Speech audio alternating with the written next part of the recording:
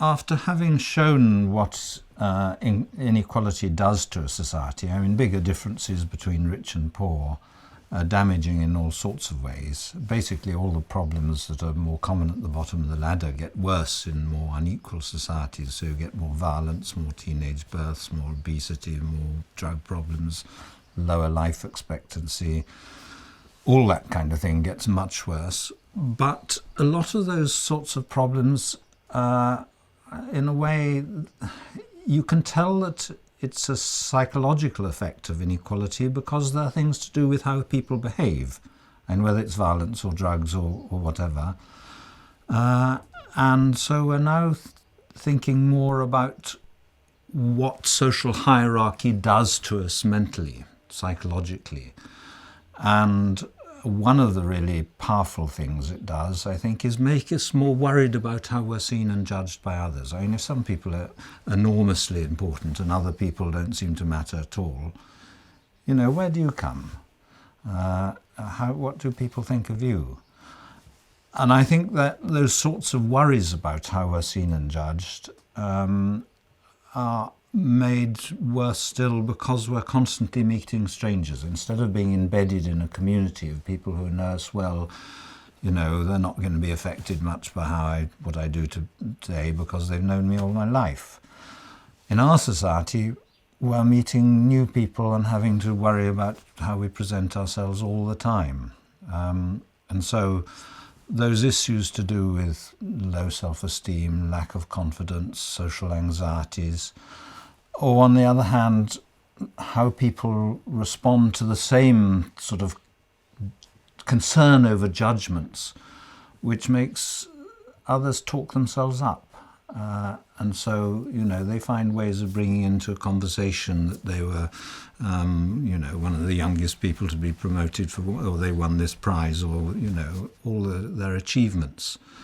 So we think one of the effects of bigger income differences is people are less modest about their achievements and abilities. And I think that, people in Britain have lost their modesty as we've become a more unequal society. And so what do you think are the solutions? The main thing we can do is to reduce the social hierarchy. And it's quite clear from our previous work that increased inequality worsens all the problems to do with class and status. More status insecurity, more status seeking, and with that driving consumerism, because money is how we express what we're worth. So I think we can dramatically reduce income inequality. In the rich developed societies like the Scandinavian ones, where the income differences seem half as big as ours. And I think that has a profound effect on social relations. People trust each other more. The community life is stronger.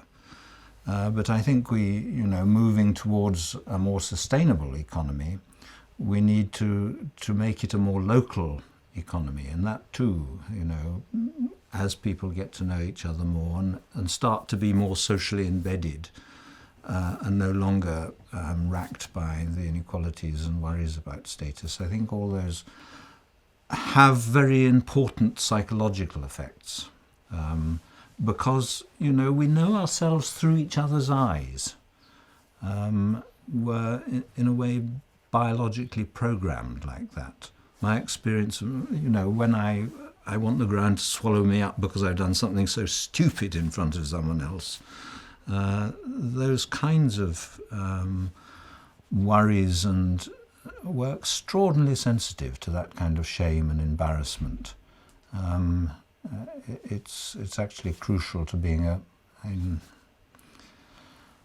that we are so sensitive to shame and embarrassment is essential to an animal like human beings that depends on a learned cultural way of life rather than an instinctively programmed way of life, because how I behave in an acceptable way is by minding very much what other people think of me. You are the bearers of culture, and if I'm to behave in acceptable ways in this culture, I have to be worried about how other people, and I have to feel that sense of shame and embarrassment and worry about looking stupid. I always used to, in some lectures I used to give the example that I could make my daughter, when she was in her teens, to agree to almost anything by threatening to sing on the street when walking down the road with her. That was the ultimate embarrassment. She'd agree to anything Wonderful. rather than that. Wonderful. Why inequality is important, I think, isn't to do with fairly superficial social comparisons, whether my neighbour has a better car than I do and things like that. It's something that is much more deep-seated. I mean, in almost any species, members of the same species have the same needs, and so they can fight over everything. And even if you look at the bird table in your garden, it's birds of the same species who fight each other off the food or whatever. The potential for conflict between members of the same species is always very high because they have the same needs. And people who study, monkeys in the wild and so on, always talking about how dominants push subordinates, not only off the food, but, if they find a shady place to sleep under a tree, they'll push a subordinate out of that. So, conflict over sexual partners, over access to all the necessities of life. And, of course, that's what the political philosopher Thomas Hobbes saw as the fundamental political problem. Life is nasty, brutish and short if you don't have a government to keep the peace, because we will fight each other for everything, he thought.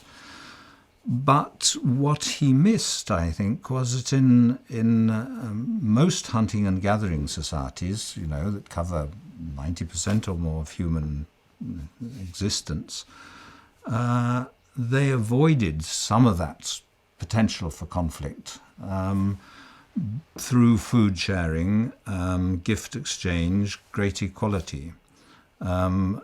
Because there wasn't a government or police force to protect you from each other, so you had to manage relationships so that people didn't have it in for you, make those huge investments in social relationships. And I think what comes out of it is really that social relationships, other people can be the best or the worst. You can be my most feared rival and adversary. We can fight over everything. Or we can be the best sources of cooperation, support, assistance, learning, love, whatever it is. So other people can be the best or the worst. And one of the really interesting and exciting things that has come out of health research over the last 20 years or so is how important the effect of friendship is on death rates. Friendship is highly protective of health.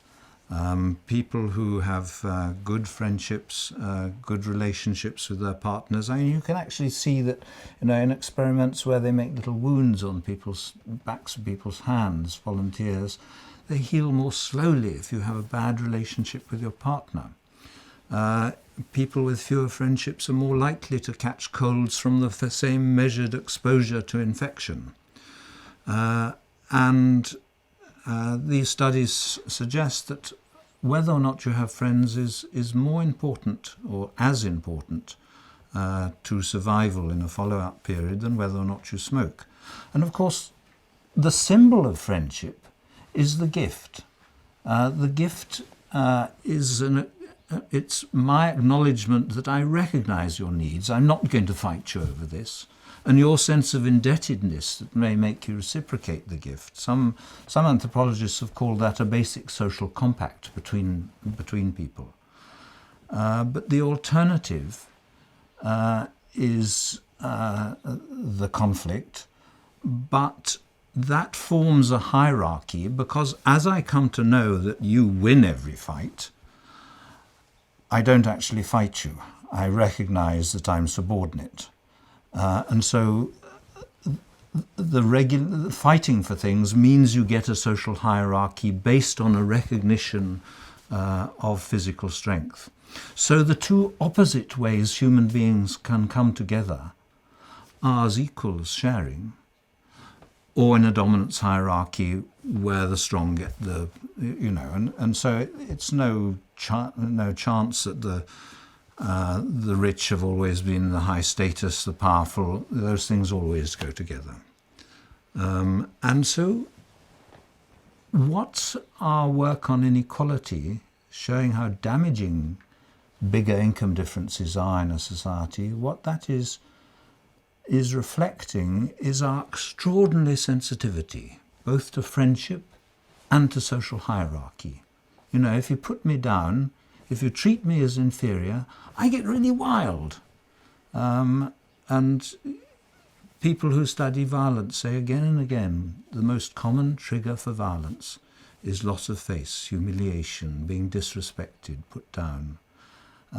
And so the health research, which shows how crucially important social hierarchy is and how crucially important friendship is, and social hierarchy damaging, low status damaging, friendship so good, it's telling us about social stressors. It's the social stress that matters. And another really interesting part of this is, as we started to get interested in health research, in the biological effects of stress, psychologists started to do lots of experiments, inviting volunteers into a laboratory and getting them to do stressful things while monitoring their levels of stress hormones. You can monitor them in saliva or blood samples. And endless different experiments where they were looking at the responses of these stress hormones to doing stressful things. But all the experiments used different stressors, and you might be asked to write about an unpleasant experience you'd had, just so we could see how he responds to that stress, or get you to do some mathematical problems. Maybe you'd have to read your marks out to everyone afterwards so we'd all know what an idiot he is. Mm-hmm. All that kind of thing. And then in what's called a meta-analysis, where they look at all the data from all these studies, they were interested in what kinds of stress most reliably push up our levels of stress hormones. And they found it was stressors that involve what they called social evaluative threats. Threats to self-esteem or social status, where others can negatively judge your ability or whatever. And so in a way that's telling us that the most effective sources of stress are these social judgments and the way in which we know each other through each other's eyes. And bigger income differences feed directly into that. Some people are even more important. We respect them, think they're brilliant, and other people, worthless. And we all get very twitchy about where we come and where we're seen and what other people think of us. In a really complex society like in a city, is it possible to find that equality that just goes beyond into the stranger and then the next stranger and the next stranger? Yeah, I think one of the reasons why there's such a strong relationship between friendship and health is that it is telling us whether we are relaxed with other people or whether we're very uptight and find social contact rather than ordeal because of the, if you get invited out, do you say, oh Christ, I don't know if I can face it tonight? Because instead of being relaxed with other people, whoever they are, you feel you've got to put your best face on and make a good impression and so on. And I think you can have a society where people feel easily accepted, which is not so hierarchical, where we are all more relaxed with each other. And I think, and in terms of, what makes people happy, endlessly people are thinking that buying things, having things, consumerism and so on, but we all actually know what we enjoy most is sitting with friends and enjoying chatting with them and the jokes and so on. That's, that's what people really enjoy. And if you're in a society where there aren't those strong social evaluative judgments intensified by more inequality, and you know, if we are anyway a bit, we're no longer embedded in communities, we are meeting other strangers all the time, but that wouldn't be so difficult if there wasn't this constant idea in our minds that some people are worth so much more than others. And of course, in a social hierarchy, we are part of our evolved psychology is to be very aware of and concerned with position in the hierarchy. There's psychological experiments that suggest that people make judgments of their relative standing within a minute or so of starting a conversation. Do it very quickly. And all that. You know, we can live in the most egalitarian societies. We can also live in the most awful hierarchies. But that has very profound effects on social relationships, and there is no doubt that we are more at ease in the more egalitarian settings. And we all experience both, you know, when we have friends in or with our family or whatever, it's more egalitarian. But, you know, in other situations we're snobbish, we name drop and we're aware of status and so on, and playing that game. Many of these studies that have been done are obviously on our society as it already exists. And so these stresses and these emotions that we're expressing are often just as the result of something that's already happened. That we are feeling these stresses because we are already conditioned to feel that inferiority, that anxiety, that insecurity perhaps, where there's other parts of the world that maybe those insecurities aren't so evident because we aren't conditioned to feel them so much.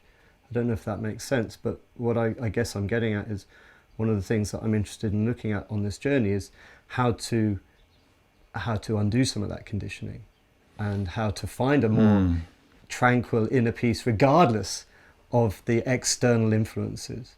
Is that in some way part of your research too?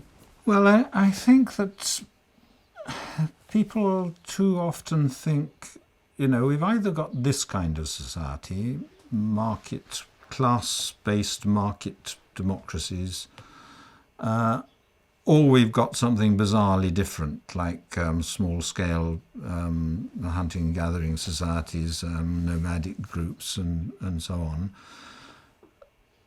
I think people don't realise how different developed societies can be.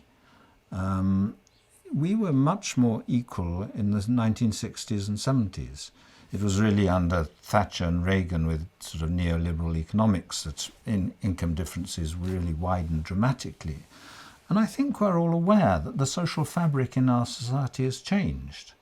You know, people now feel they have to project a much tougher image, be much more streetwise, and we're aware of all sorts of social problems that we know are related to inequality increasing. So I think that we can make major differences simply by reducing income differences. That's what I think is exciting about our work. It suggests there is a policy handle on the psychosocial well-being of our whole society. But it doesn't, people don't change instantly, obviously. And it looks as if the nature of social relationships has really powerful effects on early childhood development. And we've known for a very long time that early childhood is important in terms of the developing personality and so on. And again, we see that in lots of different animal species. There's a sensitive period, you know, in kittens and puppies and so on. And if they're treated nicely, they develop one way, and if you kick them around, they become pretty, you know, nasty. That early sensitivity is about adapting to the kind of world you've got to deal with. And in human beings, it's about adapting to the kind of social relationships. So am I in a society where I'm going to have to fight for what I can get, learn not to trust others because we're rivals? Or am I growing up in a society where I depend on reciprocity, on mutuality, on cooperation, on empathy, which needs a quite different emotional and cognitive development? So there are adult responses to social status differences, to your social position, to the quality of social relationships, but they're also how the parental experience of adversity are passed on to children. And we're now learning more about the ways in which early experience switches genes on and off, changes gene expression, guiding that process, so you become more streetwise, tougher, or more empathetic and better at sharing and so on. It's not that kids who've had a difficult early childhood are damaged. They're being prepared for a different social environment. The idea that the rising tide of economic growth, the society getting richer, benefits everyone.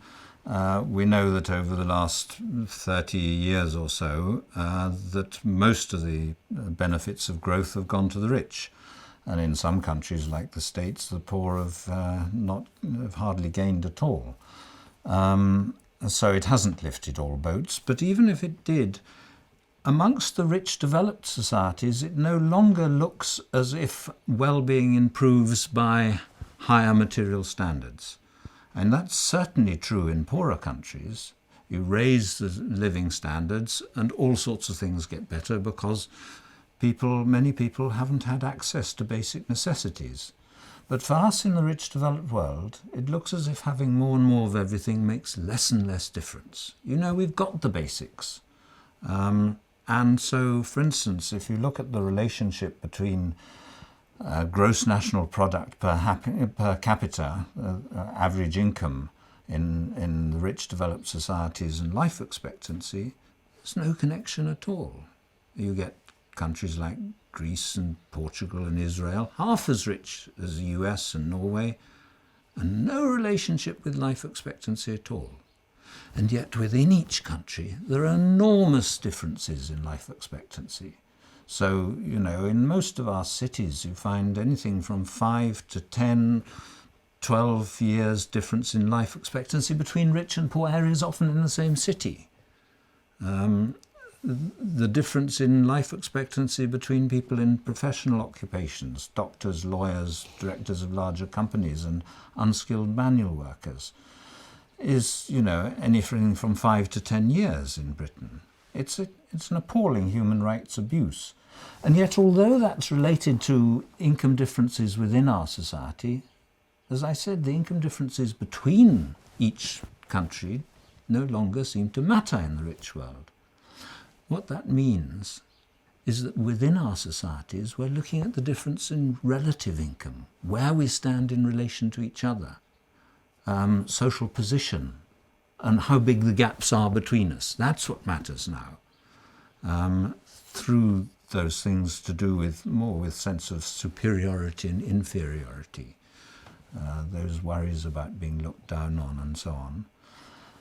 And that seems to drive endless social problems. We all know that child well-being is worse in the poorest areas. The kids' maths and literacy scores, educational performance is worse. There's more violence, there's more obesity, there's lower life expectancy.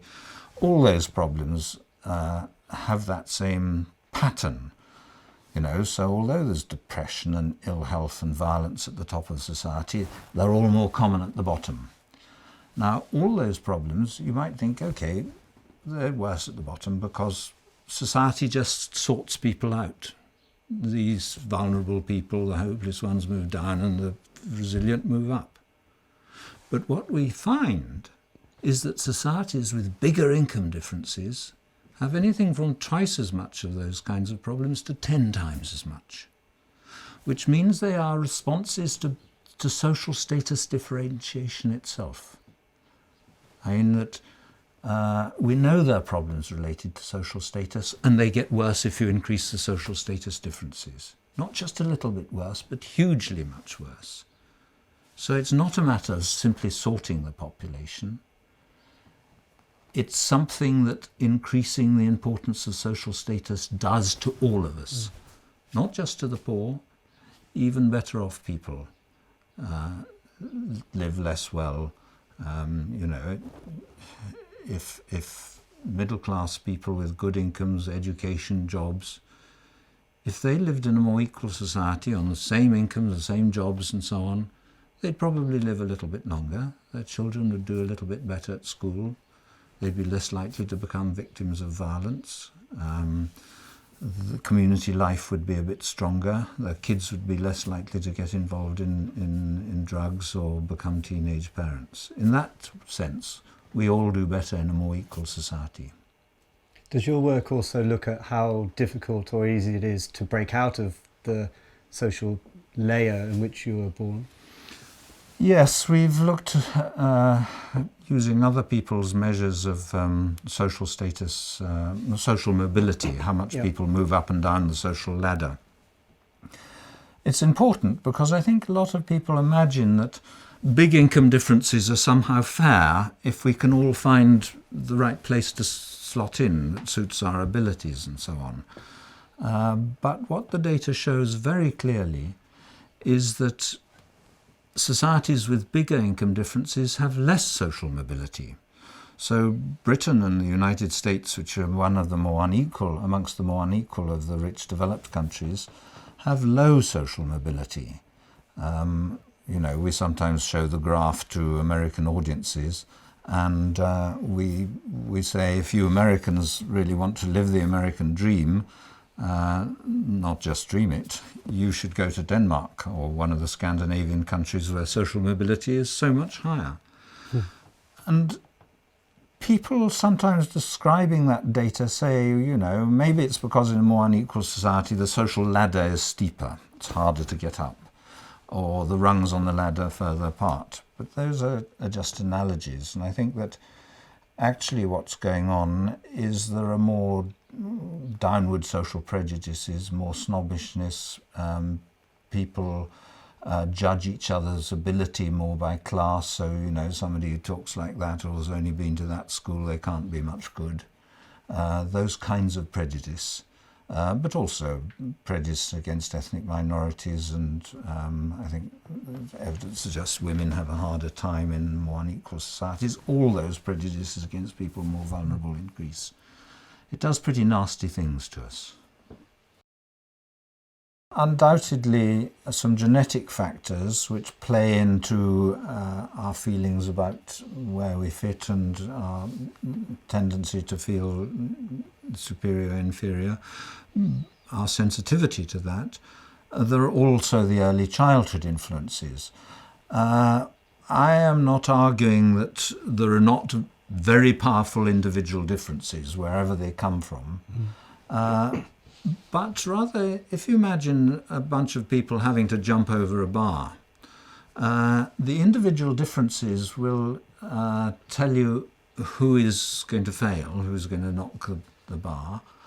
But how high the bar is tells you how many people are going to fail.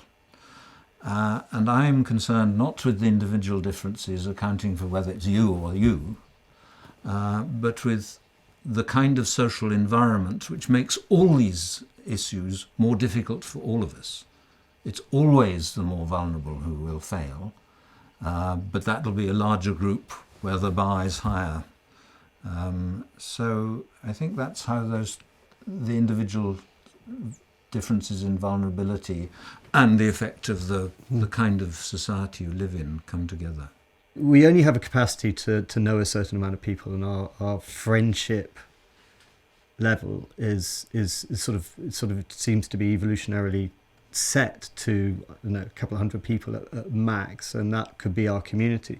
But as soon as we do start gathering in larger groups, it becomes very hard to keep equality. And our openness and all of these other attributes that we can have when we feel secure in a small group. What is the solution in the modern complex world that you see as far as this incredible tangle of society that we've found ourselves in? I think people often imagine that inequality is inevitable in very large societies, that you will get a social hierarchy and class differences and so on.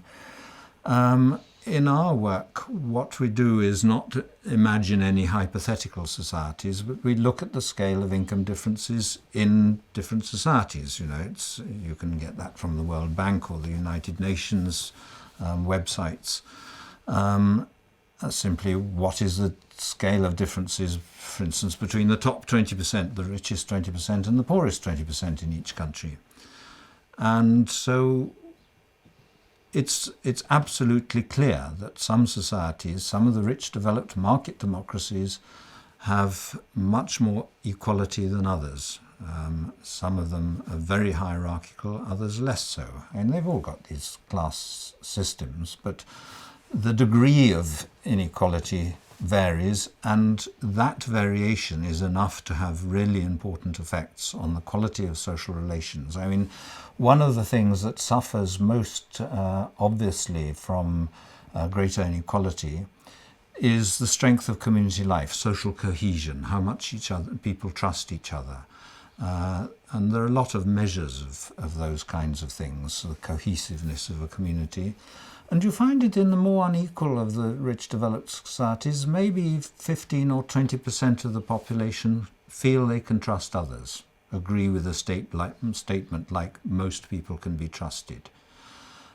In the more equal of the rich developed countries, like the Scandinavian countries, you find that it's 60-65% of the population feel they can trust others. And there are just a lot of studies now showing that more inequality, not hypothetical perfect equal states, but more equality or inequality, has profound effects on the strength of community life.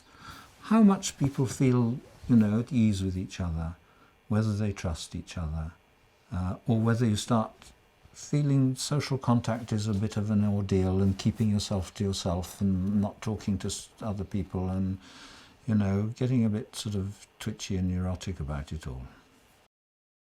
There is some research which suggests that green space is beneficial in parks and so on, in health terms, to people who live near them. And I don't know that anyone quite understands why that is, but I sometimes suspect that instead of seeing yourself simply in relation to other people, which maybe primes these worries about how you're seen and judged and that kind of thing, that you experience yourself in relation to nature, which is maybe more relaxing. And I think it's almost certain that it's something to do with stress. More and more we're learning about the very important biological effects of stress, that comes through the mind and affects our bodies in all sorts of different ways.